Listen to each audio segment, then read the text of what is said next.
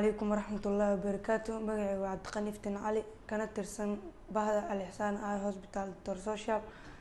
هاتن أيان كبحني برنامج كوساب سنة ما ننت خميستي جمعة هاتن وسدح ساعي برها بينما شقة نوع دماتي مركان سيبحنا أيا وحنا رجني ويل كان أو دقح لو صوت لفتو إمرجنسي إسلام مركز أيا نول كان هاتن مركي نول كان وحنا ورسني dhibaatada sida uu soo gaartay waalidkiisa aan wareysan kadib waxaan oo sheegnaa asi ilmo badan istooriyana kadib dhibaatada soo gaartay haddii xaafadiisa iska joog la hooyadiisu adeeg la dhibaatada ma soo gaarleen haddana waxaan la hadlayaa waalidiinta caruurta dhashay waxaan dhahaa caruur hadda dhashay xaafadaha ku ilaasha hadda ilmo dhashay hore oo dhaawac soo gaarin hadda kadib caruurtaada ilaasho sidoo cunugan naqad hadoos inuu ka naqad hadaan jeclaan cunuga xaafadu ku heesan ku dheela. Assalaamu alaykum waraxmatullaahi wabarakaatuh.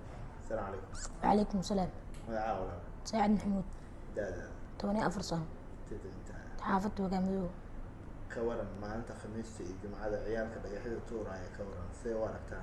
waxaan u arkaa dhibaato weyn sababtoo ah aniga guriga iska jooga guriga sababta u joogto maxaa waaye ma wareegti haddii wareego ama anaa dhagax lagu dhufanaa ama anaa dad wax ku dhufanaya sax waaye sababtoo ah hadhow haddii qof la dagaalo waa iska dhicinaas isleeyahay isha farta ka gelinaa hadhowna waa la soo wadaa dhakhtar la geynaa doctor social sababtoo ah maxay bariiskaaga la raadinayaa cid lacag ma hayaan magaalada lacag ma laha dhibaato weyn dhakhtarka xataa isha oo ku dhibtooda saas darteeda marka guriskaaga دكتور سوشيال ودكتورك وشيدا مجالنا مقدشو هدانا معي عيالك حافظة بالكاملو